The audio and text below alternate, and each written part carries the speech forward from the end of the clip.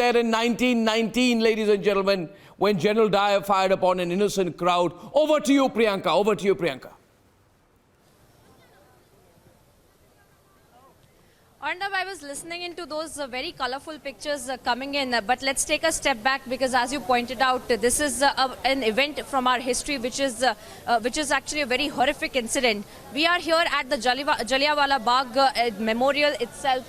Let me show you where we are exactly. This is one particular Amar Jyot that has been established, which is in memory of the people that had lost their lives in 1919 when this very place where they had been sealed off in the Jallianwala Bagh, and of course they had been shot at continuously for 10 minutes, and the casualties had gone more than 1,000 people that had lost their lives. And of course even today in the UK it is maintained that the casualties were about 379 or so, but we see the names. You can see, Arnab, the names of the people who lost their lives engraved. This is in honor of the martyrs of the Jallianwala Bagh massacre that took place on 13th April 1919. Arnab, let me describe the entire ambience here. Let me describe the entire scene, the entire emotions here as well. We are here where people are, going inside the Jallianwala Bagh, trying to go, and just on today, the significance of them visiting here is to also take a step back and recall what really the history had been of this particular place. And this is also in lines with the kind of speech, in fact, the Prime Minister's speech as well, where he had said the colonialism of the mind. And of course, this is something that is very important. This particular event in history is extremely important to recall, to remember, to never forget that this is something that had happened as well. Let's make our way inside, Arnav, and we will try to get in all the visuals because, there are several places where the bullet marks are still there. All of that, which is a reminder of the kind of incident that had taken place in April in 1919. And of course, we are seeing how the people had been captured here, people had been trapped here, and for 10 minutes continuously, they had been shot upon as well. And we will be bringing you all those visuals of the wall where these bullet marks have also can be found, the well in which several of the people had climbed in, they had jumped in to save their lives. And that is the kind of incident that had taken place here in Jallianwala Bagh in April in 1919. And of course, we are also showing you the Smarak, the Jallianwala Bagh memorial, in fact, we're showing you right now. And you can see today the significance of this day where hundreds of people are pouring in to remember what really our history had been, what really had gone on here in 1919 as well, how the Indians had also fought in the freedom struggle. And this particular incident of the Jallianwala Bagh is noted as by many as a very tipping point, as a decisive point where the Indians in fact had a realization that they need to fight and that this was an atrocity against them.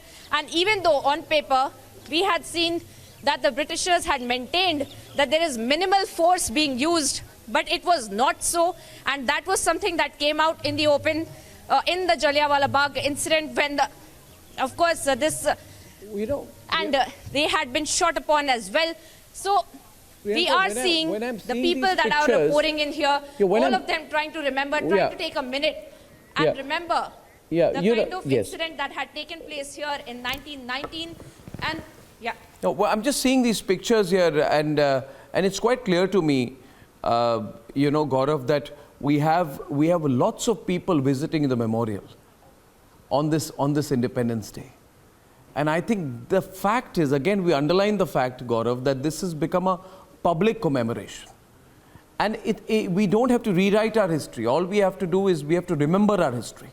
And remember our history with pride. Remember Bhagat Singh, remember Udham Singh, who avenged what happened at Jallianwala Bagh and who was hanged for it. And who went smilingly into the gallows to take revenge for what happened at Jallianwala Bagh. Also to remember, Gaurav, that the arrogance of the British haven't really apologized for Jallianwala Bagh yet. It's 2022. I don't think it takes much for the British to just issue a formal apology, which they wouldn't. Absolutely, Arun. Arnab, the two names that you mentioned, Arnab, you mentioned Shahid-e-Azam Bhagat Singh, you mentioned Shahid Udham Singh. Arnab, you see, these are the real heroes who have been hidden from us for such a long time.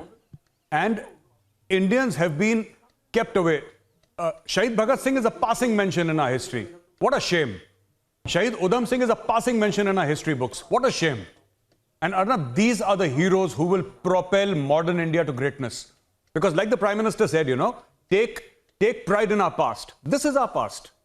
Chandrasekhar Azad is our past. Bhagat Singh is our past.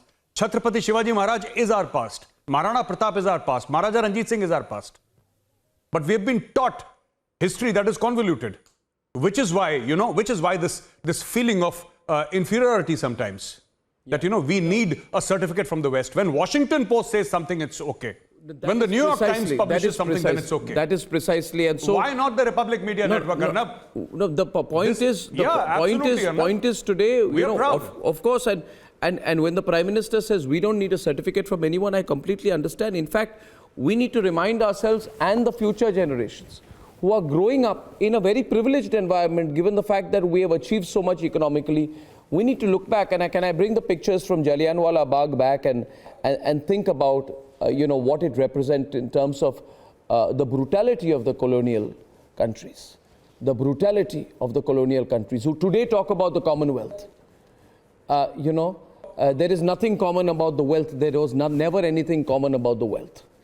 And we need to remind ourselves that this is an example of Western fascism. The British were fascists, and there is no doubt about that. The sooner we remind ourselves about that, rewrite our history to remind the people of India, the future generations, of what we have suffered as a nation at the hand of these brutal powers. Ladies and gentlemen, I'm going to take maybe a short break at this point of time, and